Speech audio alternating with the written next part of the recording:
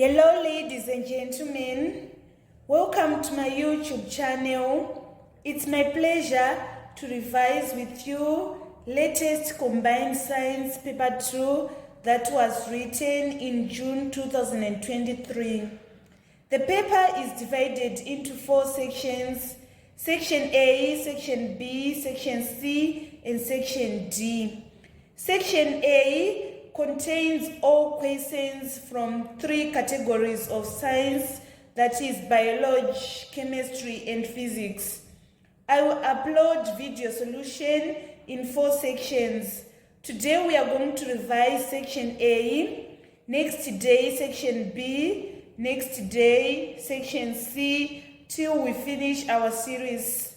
This will help you to understand, and short videos are easy to download and share.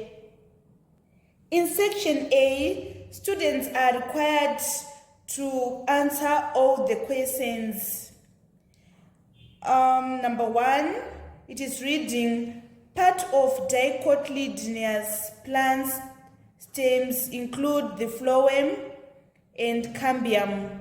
State the functions of phloem and cambium.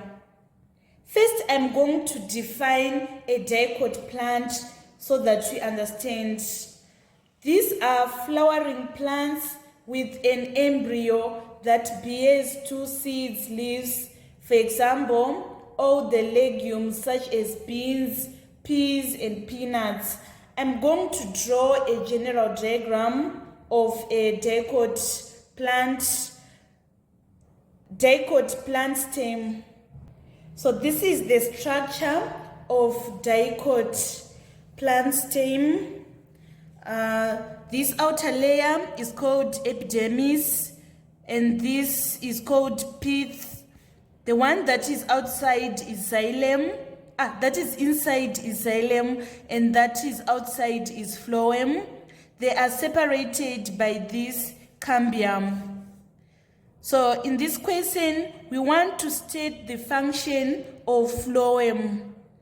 Phloem transports dissolved sugars and organic compounds from the leaves to the stem and roots. Next one, to state the function of cambium. This is the cambium, the one that is separating xylem and phloem. Its role is to promote growth of secondary xylem and phloem. Part B.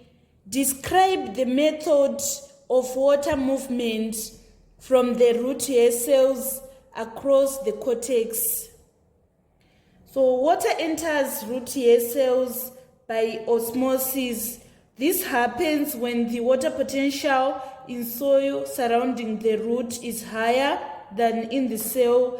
Water is going to diffuse from the soil into the root hair down concentration gradient. As the water enters the cell, its water potential becomes higher than in the cell next to it.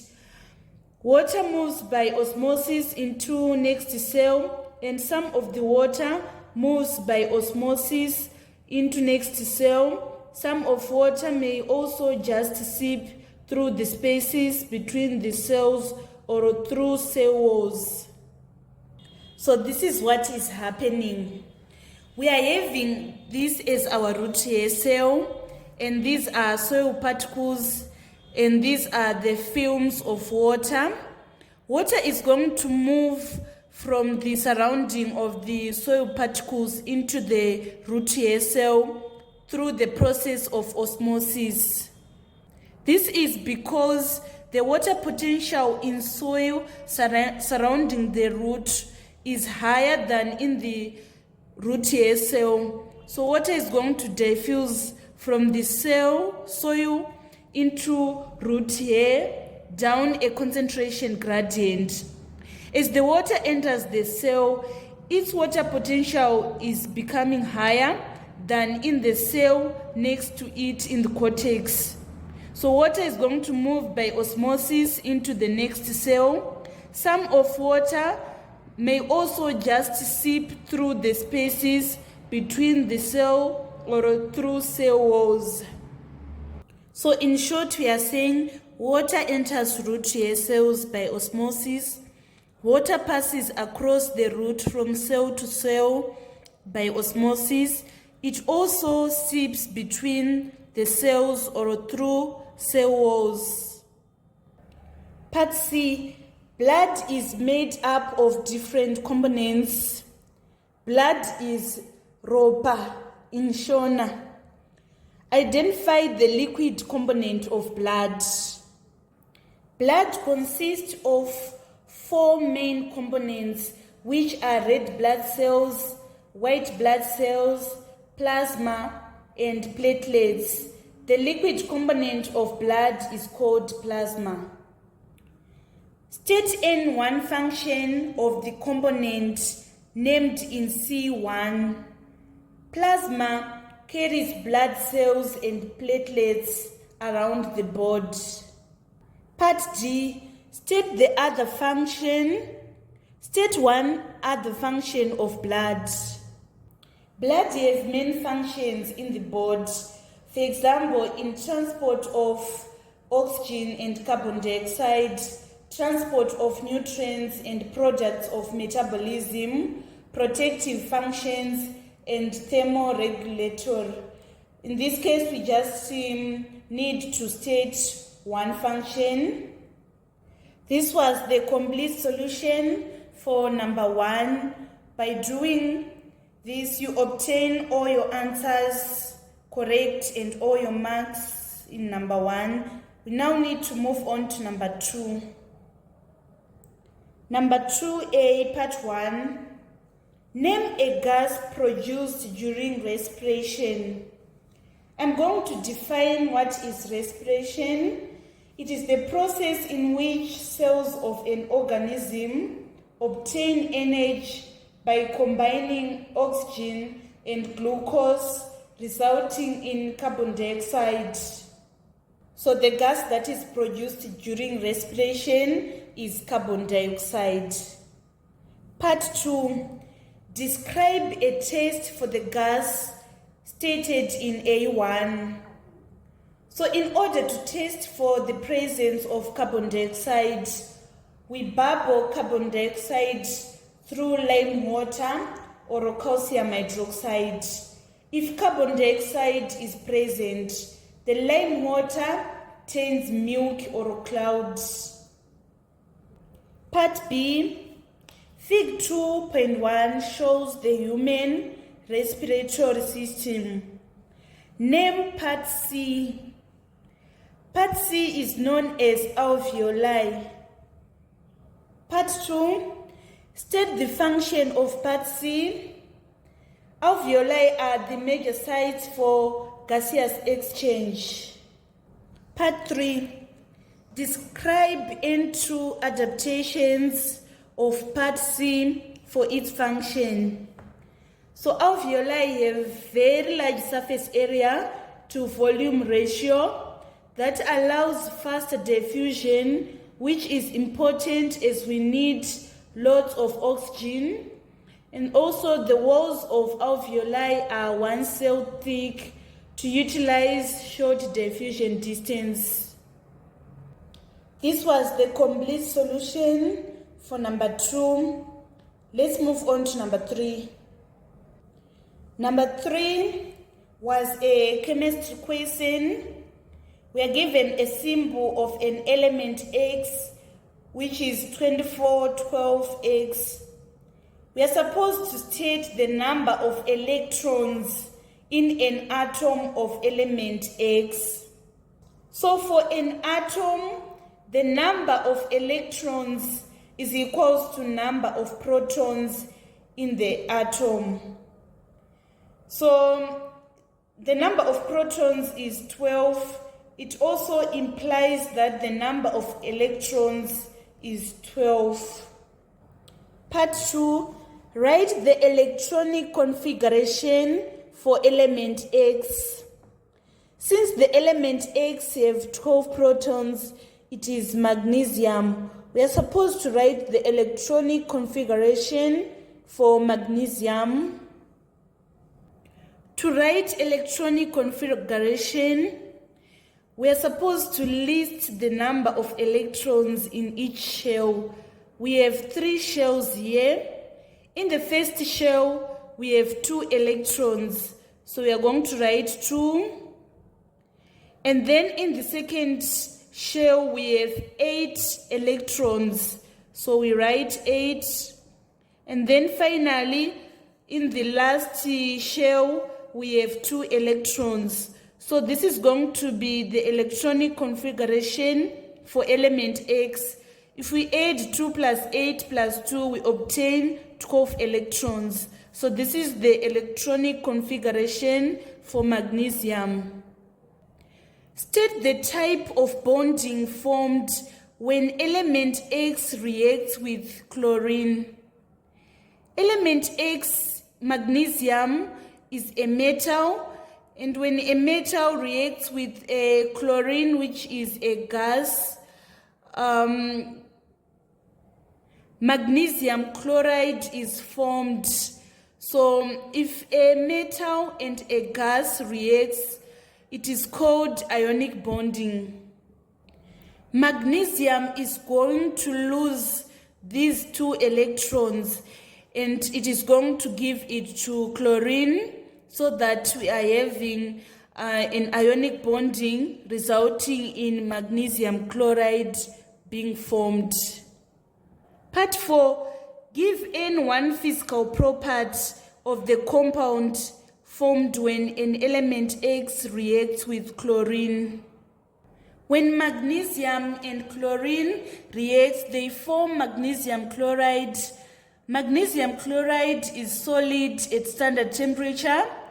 Its solubility in water is extremely high, and its structure is granule. When we are saying physical property, it is property that we can see. We can see that magnesium chloride is solid at room temperature, and also if we dissolve it in water, it is highly soluble. It is granule crystalline. Part B, the relative molecular mass of a compound is 94. 47 grams of the compound was dissolved in 0.50 decimeter of water. Calculate the concentration of the solution formed in moles per decimeter. The formula of obtaining concentration is number of moles divided by volume. The number of moles should be in moles and the volume should be in decimeter.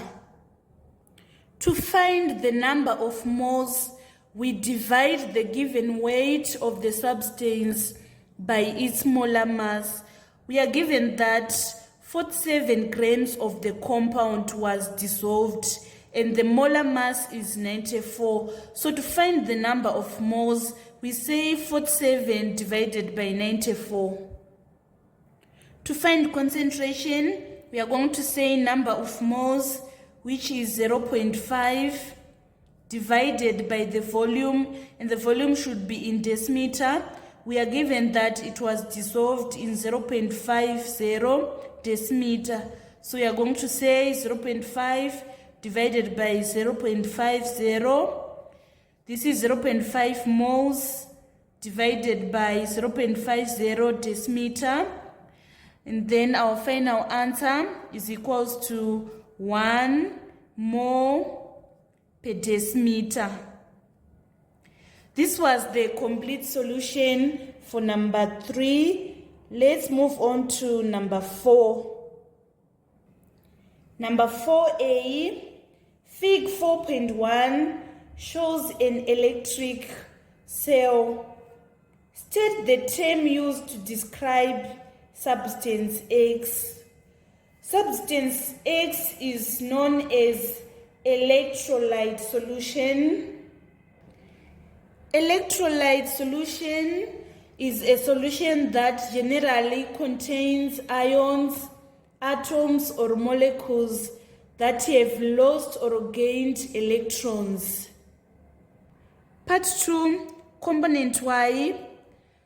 Component Y is known as a cathode.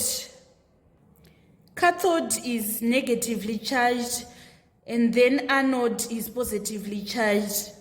We are guided by this. This is negative and this is positive. So this one is going to be our cathode and this is the anode. Part 2, write the energy change that occurs in an electric cell. Electrolyte cell converts electrical energy into chemical energy. Part B, an iron nail is electroplated with copper. State the material or item that is connected to the positive terminal. I will first explain the process of electroplating.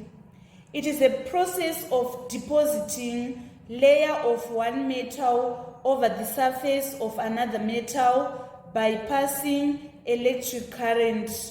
It is done to protect metal from corrosion and for the decoration purposes. So iron nail will be at the cathode, which is the negative terminal, whilst copper plate will be at the positive terminal, which is anode.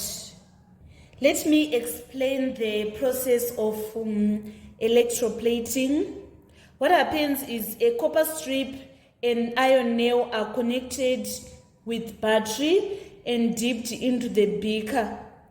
Copper sulfate, when dissolved in water, it forms positively charged copper ions and negatively charged sulfate ions.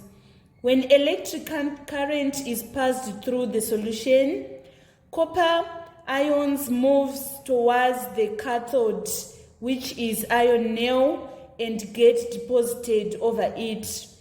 At the anode, copper strips loses electrons to form copper ions in the solution. This was the complete solution for number 4.